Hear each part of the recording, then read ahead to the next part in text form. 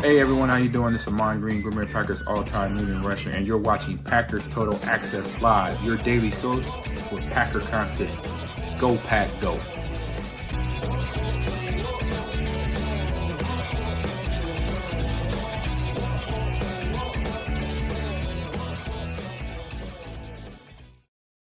What's up, guys? Welcome into Packers Total Access. My name is Clayton. You can check us out on packernet.com. Find me on Twitter at Packers_access. Good afternoon on this glorious October the 15th. Got a little bit of, I don't want to call it breaking news, but this really caught me off guard this afternoon. We're going to dive into it. If you guys are on X, you're seeing as we get closer to the trade deadline here in the National Football League, you're getting a lot of rumors starting to swirl, right? A lot of things are starting to heat up, and it came down to Pike earlier today. That was the first time I noticed it on X. I want to give a shout out to Wendell. I think the last name is pronounced Ferreira. I hope I'm saying that right. I apologize if I'm not. I seen it come across a tweet from him talking about Rashan Gary trade rumors. Okay. And again, there's a lot of names that are grouped in here in terms of could these players potentially land with the San Francisco 49ers? You guys know they've got the Nick Bosa injury that they're dealing with. So they're looking to try to go on this run. They're having a pretty good start to the NFL season. So they're looking to plug that gap, to fill that gap. As you get ready to go on a playoff run if you are the 49ers. So they're probably calling around about numerous players. We're going to dive into all of it. If you guys would, before we do that YouTube stuff for me, hit like, hit subscribe. If this is your first time tuning into PTA, welcome. Thank you for making us a part of your afternoon.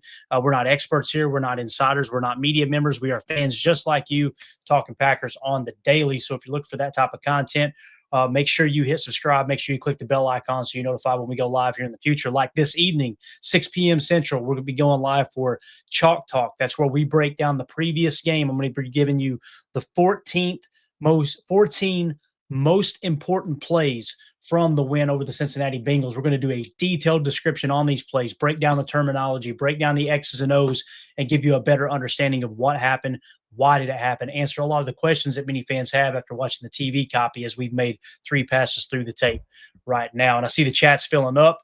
Hopefully everybody is having an awesome day. Appreciate y'all making us a part of your afternoon. Let's dive into it, guys. Rashan Gary trade rumors. All right, so here we go with the Rashan Gary trade rumors heating up. Let's just dive into it. Again, I want to give a shout out to Wendell over on X. It's at WENDELLFP.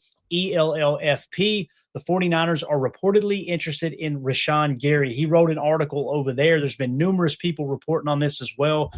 Different names being mentioned, being linked to the 49ers. I've seen in the chat some people are saying receivers are being mentioned as well, maybe Romeo Dobbs, things like that. Not necessarily to the Niners, but other teams, obviously. So it's we've just kind of entered that cycle of the season where things are going to heat up and get a little bit wonky, as Matt LaFleur had said before. The San Francisco 49ers are reeling from the loss of star pass rusher Nick Bosa to a season-ending knee injury, prompting the team to explore trade options to bolster their defensive line, according to, and again, the source here, and I believe Wendell also had this as well, ESPN Insider, say that 3 times fast, Jeremy Fowler. One name that has surfaced is Green Bay Packers edge defender Rashan Gary. However, a trade for Gary seems highly improbable. Let's explain why, okay? Fowler reported that the Niners are actively scanning the trade market for pass rush talent, with Cincinnati Bengals Trey Hendrickson being an ideal fit if the price is right. Other potential targets include Rashan Gary of the Packers, Jalen Phillips and Bradley Chubb of the Dolphins, Jermaine Johnson and Will McDonald of the Jets, and Arden Key of the Titans.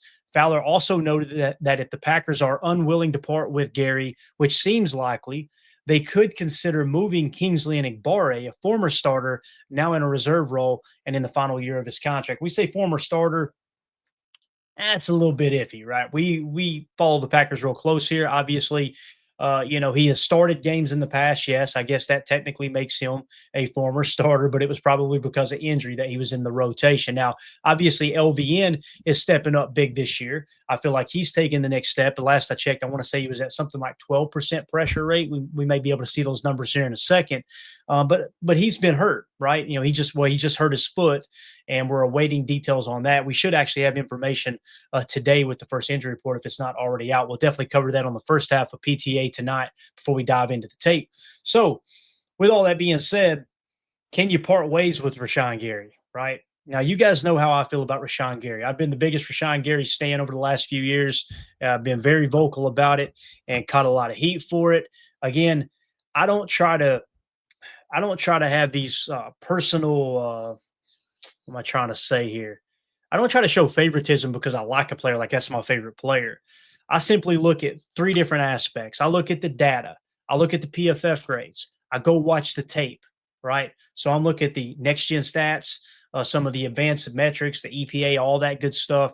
I'm watching the tape. The tape carries the most weight with me because with the tape, if you know what you're looking for, you can see, okay, here was his responsibility. Okay, he wasn't actually rushing the quarterback there. It looks like a pass rush, but he's actually playing somewhat of a spy or a contain. I take all those things into consideration. I got to be honest with you, I don't trust PFF to take those things into consideration. So I group all three things together and try to come up with an educated guess on how a player is actually playing. That's just how I approach it. So when you look at Rashan Gary, guys, he's off to a strong start. He really is. Let me explain why Rashan Gary isn't going anywhere. In my opinion, I say he isn't going anywhere.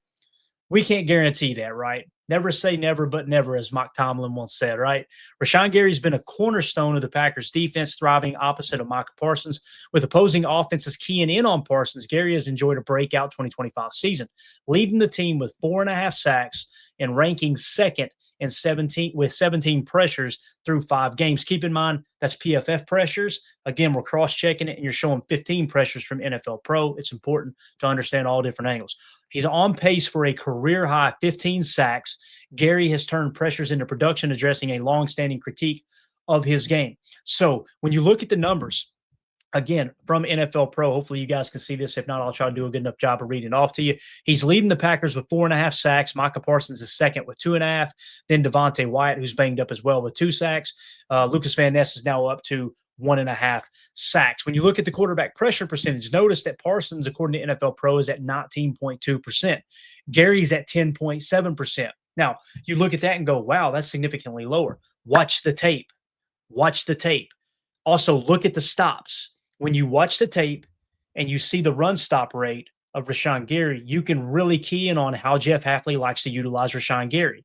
He's more of a run defender than a pass defender. He's really good at setting the edge. He's really good at bringing the ball carrier down. He's very, very gap disciplined. That's something that's come along in the last year and a half, by the way. It wasn't always the case.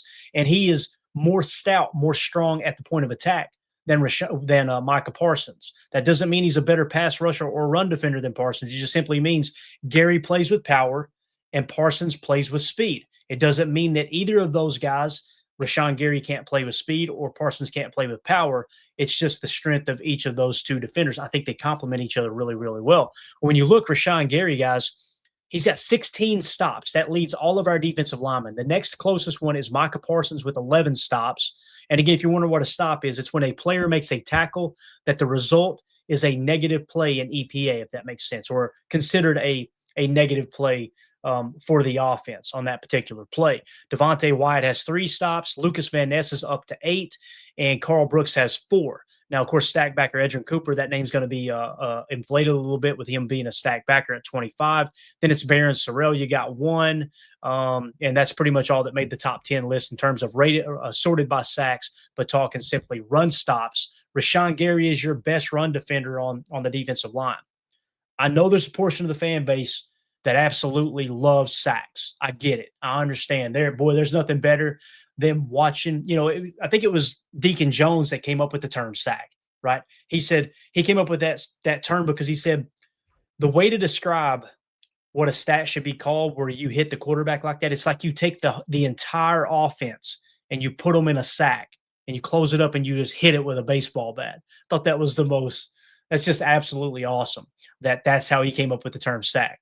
I know it's a fun stat, and that's what you want in your pass rushers.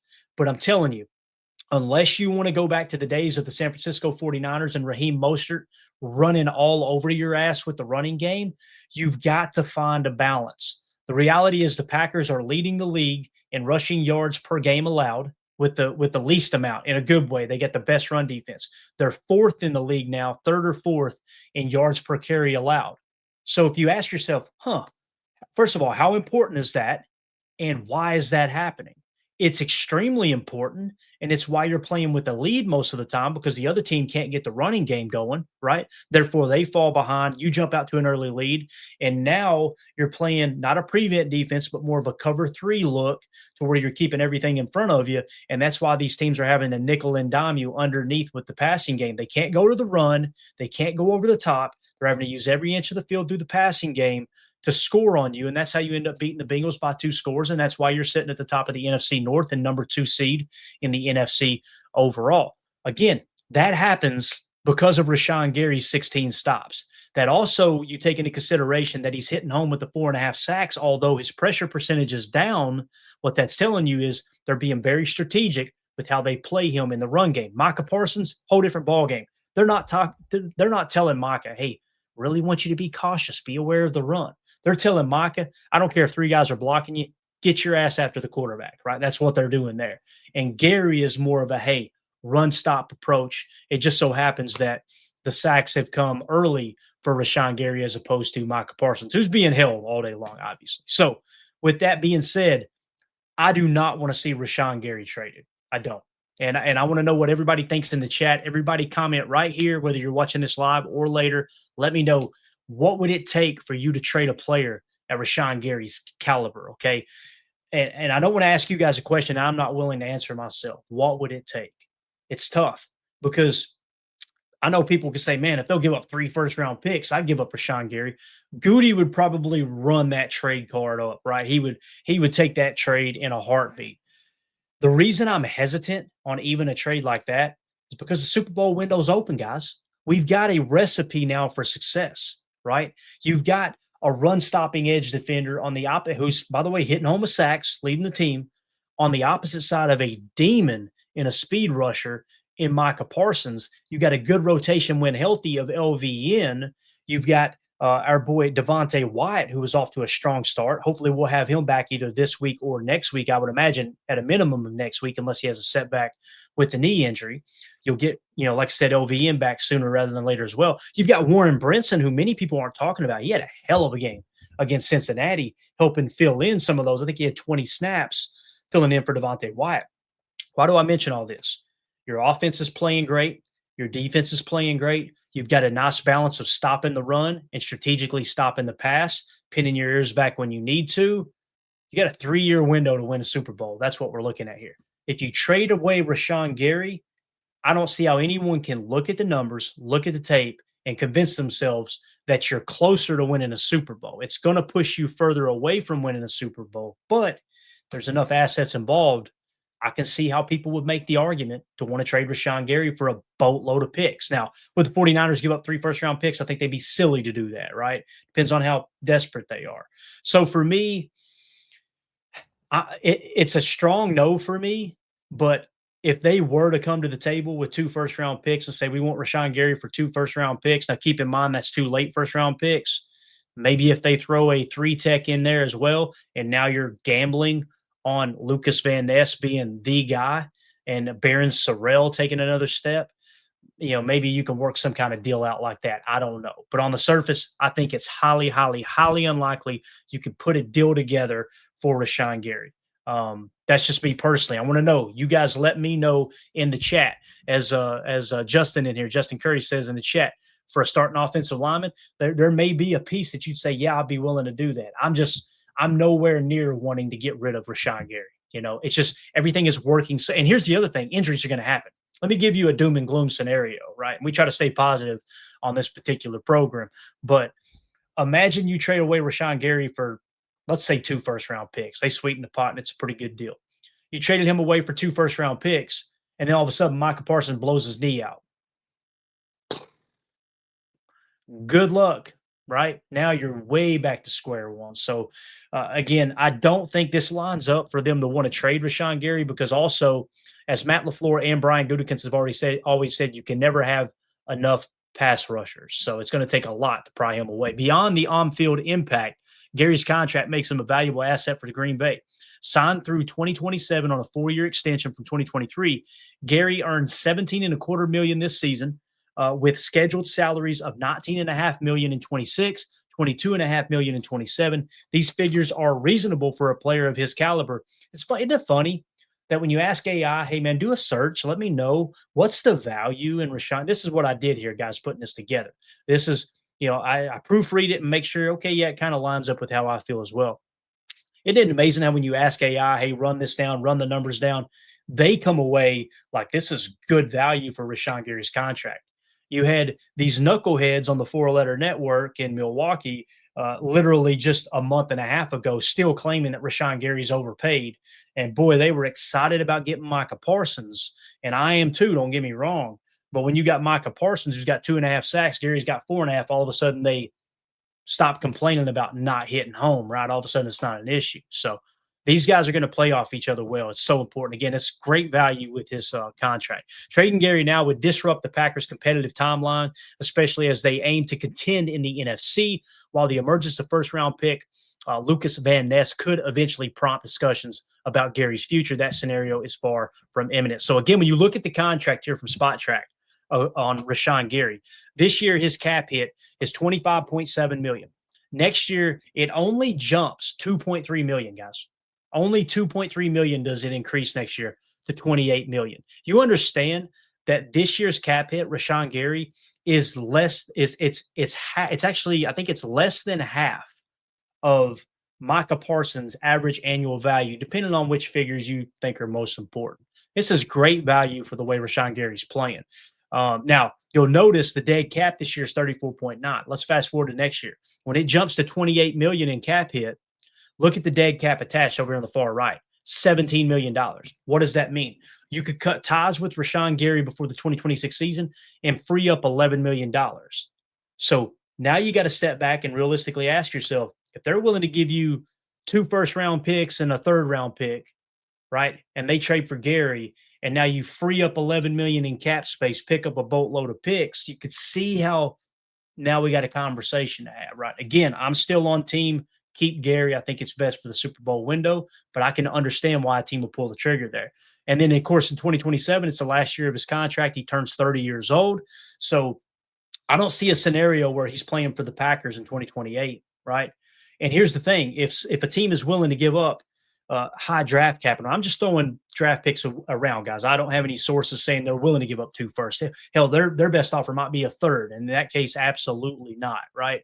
But if they're willing to give up a significant amount, and man, Goody loves to get rid of players 1 year early, 1 year too early rather than 1 year too late. This kind of lines up with the timeline there as well, if the compensation is good enough, because in 2027, the cap hit was 31 million. The dead cap attached is only 8.5 million. So I kind of feel like it makes the most sense. Keep Gary through 2026, see how he looks going into 27. And then in 2027, if he's still looking like a solid player, let's look to convert some of that 21 million in base salary over to signing bonus and reduce his cap number from the $31 million cap hit down to somewhere between 20, 25 million. Keep it reasonable. He gets some guaranteed money on the front side, put that money in his pocket. We get to keep a great player through the final year of his contract. You could even tack on voidable years and continue to spread that Super Bowl window out, right? But isn't it funny that Gary's under contract for 25, 26, 27? What have we talked about all year?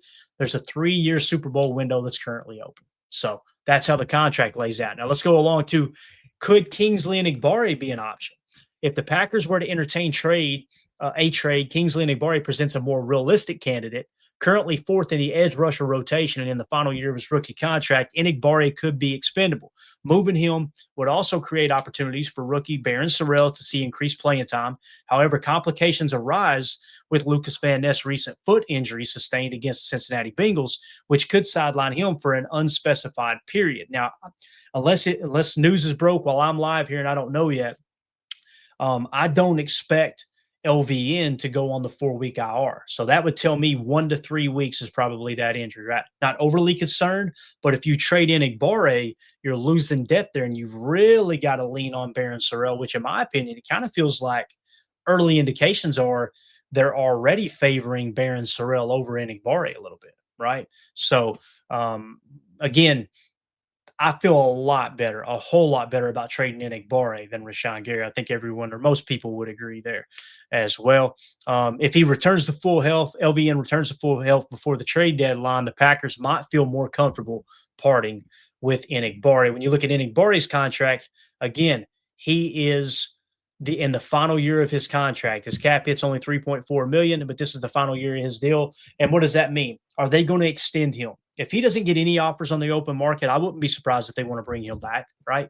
But if the market heats up a little bit and somebody's willing to pay Enigbare $7 million a year, something like that, I don't think the Packers would be interested, because you would be overpaying for a backup player that's going to be on your bench or playing in a rotational aspect. You'd be overpaying for him, and now Baron Sorrell's getting less reps again, right? So to me, this makes the most sense if they could get a 5th-round pick for Enigbare, something like that, right? That makes a lot of sense. So there you go. Again, that's just kind of a quick little breakdown. Strategic considerations. The Packers must trade carefully in any potential deal with the 49ers, a formidable NFC rival. Strengthening San Francisco's roster could backfire unless the trade return is overwhelmingly favorable. What we talked about, multiple firsts or something like that. For now, Rashan Gary remains a cornerstone of Green Bay's defense, and any trade discussions are more likely to center around Enigbare. So there you go, guys. That's all we know on the trade rumor front at the moment. You guys let me know in the comments right here, right down below. Comment. Let me know, what would you be willing to trade Gary for? Is Gary off limits for a trade for you? We want to hear from you guys in the comments. So make sure you hit subscribe. Make sure you hit the bell icon so you're notified when we go live, like later on this evening. If you guys aren't doing anything, 6 p.m. Central, I know many people have been reaching out. They've been watching the Brewers game on mute, right, whenever they're playing live. I know they're not playing tonight, but while the Brewers are playing, they're watching the game on mute, and they're actually listening to the show, hanging out. So feel free to do that as well. So come check it out. 6 p.m. Central, we'll be breaking down the tape. We'll be showing you what happened. Why did it happen against the Cincinnati Bengals? Got a lot of really, really cool clips in there. We're going to show you. Jordan Love's balling out. Matthew Golden had a breakout game. Josh Jacobs ran wild with 150 all-purpose yards. You seen LVN get a sack. It was a lot of fun to break down. And we had a couple negative plays that we'll explain. Hey, here's what went wrong on these plays. Who's to blame, what broke down in the scheme. It's just all an opportunity for us to, in the middle of the week when no football is happening, let's just sit down, crack open a cold one, and watch the previous game together type thing. So everybody have a wonderful, wonderful afternoon. We'll see you this evening. And again, this is PTA. My name's Clayton. Go Pack, go. There we go. Bye, guys.